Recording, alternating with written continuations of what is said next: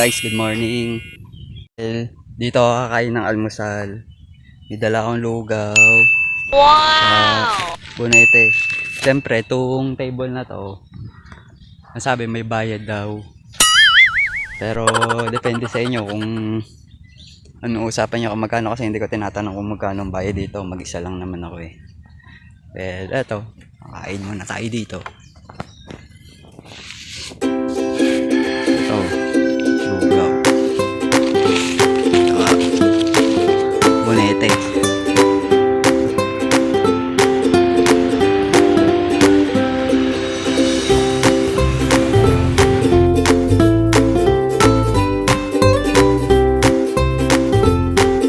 A few moments later. Well, pinaganda na nila tong lakeside nila, itong baybay nila oh. May mga table na. Oh. Yan. Para mas maganda pasyalan.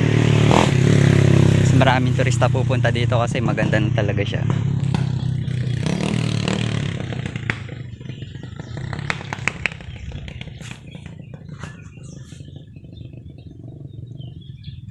Okay na okay dito kasi presko ang hangin tsaka tahimik. Sarap mag-almusal dito, maganda yung view.